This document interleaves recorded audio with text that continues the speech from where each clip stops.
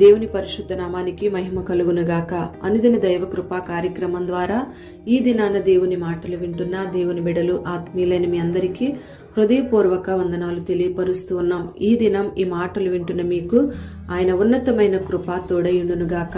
తిమోతికి రాసిన 2వ పత్రిక 2వ అధ్యాయం 15వ వాక్యంలో దైవ భయం కలిగి సత్యవాక్యాన్ని అనుసరించండి అని ఆ వచనంలో మనం చూస్తాం. సత్య బోధకు వ్యతిరేకమైంది అసత్యమైన బోధ. మనమందరము కూడా సత్యవాక్యము చేత పోషించబడాలి. అప్పుడే మనం ఆత్మ సంబంధంగా బలహీనులం కాకుండా బలపరచబడి బలవంతులుగా మార్చబడి ప్రభువు రాకడ కొరకు సిద్ధపడతాం. మన జీవితాలను దిద్దుకుంటాం. సత్య బోధను బోధించే వాళ్ళు దేవుని సంబంధులు, అసత్యమైన బోధను బోధించే వాళ్ళు అపవాది సంబంధులని మనం గమనించాలి. ఈ అసత్యమైన బోధ చేత సాతానుగాడు ప్రజలందరినీ కూడా భక్తి చేయుచున్నాము అనే భ్రమలో ఉంచి ప్రభువు రాకడ కొరకు సిద్ధపడనీయకుండా చేస్తాడు. ప్రకటన గ్రంథం 12వ అధ్యాయం 4వ వాక్యంలో మనం గమనిస్తే యోహానుకు ఒక దర్శనం కలిగింది. ఆ దర్శనంలో ఒక ఘట సర్పం యొక్క తోక ఆకాశ నక్షత్రాలలో 3వ భాగమును ఈడ్చి వాటిని భూమి మీద పడవేసెను అని రాయబడి ఉంది.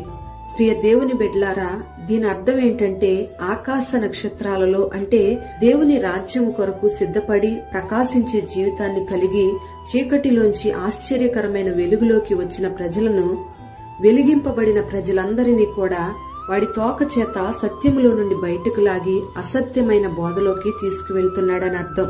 ఇక్కడ ఘట సర్పం యొక్క తోక అంటే అబద్ధ బోధకు గుర్తు. యెషయా గ్రంథం 9వ అధ్యాయం 15వ వాక్యంలో అబద్ధ ప్రవక్తల గురించి రాయబడి ఉంది. ప్రియ దేవుని బిడ్డలారా, మనం సత్యవాక్యము చేత మన హృదయాలను నింపుకోవాలి. మరి ఈ దినాన అనేక మంది ప్రజలు సత్యవాక్యానికి లోబడకుండా అనుకూలమైన బోధకులను పోగు చేసుకుని అనుకూలమైన బోధను వింటూ ఉన్నారు.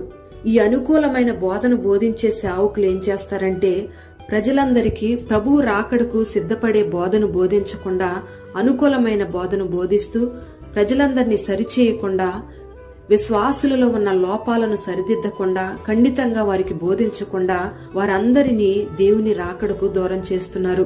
సత్య సంబంధమైన బోధను బోధించే వాళ్ళు ఏం చేస్తారంటే ప్రతి మనుష్యునికి బుద్ధి చెప్తూ, హెచ్చరిస్తూ, ఖండిస్తూ దేవుని ఎదుట వాళ్ళని నిలబెట్టాలని సత్యమైన బోధను వాళ్లకు బోధిస్తారు. ప్రియ దేవుని బిడ్డలారా, సాతాను కుయుక్తి చేత మనం మోసపరచబడకుండా, మనకు అనుకూలమైన బోధకులను వెదుక్కోకుండా సత్యవాక్యానికి మనం చెవియొగ్గి ఆ వాక్య ప్రకారంగా మన ఆత్మను పోషించినప్పుడే ప్రభువు రాకడ కొరకు మనం సిద్ధపడతాం. అసలు మనం సత్యవాక్యము చేత ఎందుకు పోషించబడాలి, వాక్యము చేత ఎందుకు మనం బలపరచబడాలి అంటే కీర్తనాకారుడు అంటాడు 119వ కీర్తన 38లో, నీవిచ్చిన వాక్యము మనుష్యులలో నీ భయమును పుట్టించుచున్నది అంటాడు. మనం ఎప్పుడైతే దేవుని వాక్యం చేత పోషించబడతామో అప్పుడే దేవుని భయాన్ని కలిగి మనం జీవిస్తాం. భయం లేకుండా మనం జీవితాంతం భక్తి చేసినా దాని వలన ఎటువంటి ప్రయోజనం మనకుండదు. దేవుని రాకడ కొరకు మనం సిద్ధపడలేం. మరి ఈ చివరి దినాల్లో అనేక మంది ప్రజలు భక్తి చేయడానికి అలవాటు పడుతున్నారు, కానీ దేవుని భయాన్ని మానుకుంటూ ఉన్నారు. దేవుని భయం లేకుండానే భక్తి చేసేవాళ్లు అనేక మంది ఉన్నారు. మరి అనేక మంది భక్తులమని చెప్పుకుంటూ ప్రార్థనకు వెళ్తున్నారు, పాటలు పాడుతున్నారు, ఆదివారం క్రమం తప్పకుండా మందిరంలో కనబడుతున్నారు, ప్రతి కూడికలో కూడా పాలు పంపులు పొందుతున్నారు, నమ్మకంగా పరిచర్య చేస్తూ ఉన్నారు, దేవునికి కానుకలు ఇస్తూ ఉన్నారు.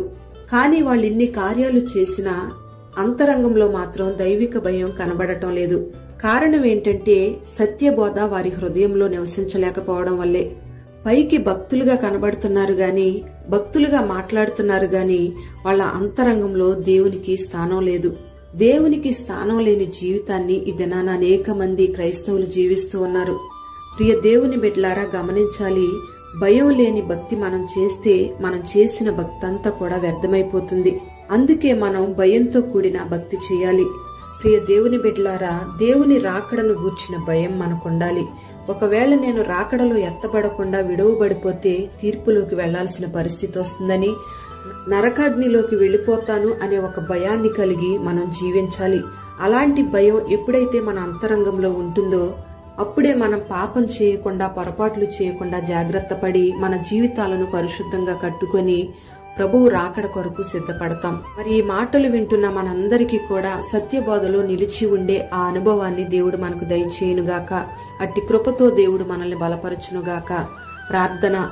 పరిశుద్ధుడైన తండ్రి, ప్రేమ కలిగిన దేవా, నీకు స్తోత్రం చెల్లిస్తూ ఉన్నాం. ఈ దినాన ఈ మాటలు విన్న నీ బిడ్డల్ని మీరు ఆశీర్వదించండి. నీ బిడ్డలందరూ కూడా సత్యబోధలో నిలబడి మీరిస్తున్న గద్దింపును, హెచ్చరిక మాటలను విని ఆ మాటలకు లోబడి జీవితాలను సరిచేసుకుని పరిశుద్ధంగా కట్టుకొని నీ రాకడలో ఎత్తబడే కృపని బిడ్డలకు దయచేయండి. ప్రతి ఒక్కరి జీవితంలో, ప్రతి ఒక్కరి అంతరంగంలో దైవికమైన భయమును, దైవికమైన భక్తిని మీరు పుట్టించండి. నీ రక్తము చేత కడగబడి నీ వెలుగులో ప్రకాశిస్తున్న నీ బిడ్డలందరూ కూడా పడద్రోయబడకుండా నీ బిడ్డలు మీరు స్థిరపరచండి. సత్యబోధలో నిలబెట్టండి. అపవాదికి ఎక్కడ అవకాశం ఇవ్వకుండా నీ బిడ్డలు ఎక్కడ తొట్టిల్లకుండా కాపాడబడినట్లుగా ఒక ఉన్నతమైన కృపతో నీ బిడ్డలు మీరు నింపి ఈ దినమంతా సన్నిధి తోడుగా ఉంచండి. ఆరోగ్యం, అభిషేకం, క్షేమం, ఉన్నతమైన ఆశీర్వాదం నీ బిడ్డలకు దయచేయమని, బిడ్డల పనులన్నిటిలో కాపుదల కలుగు చేయమని యేసు పేరట వేడుచూ ఉన్నాము తండ్రి. ఆమేన్.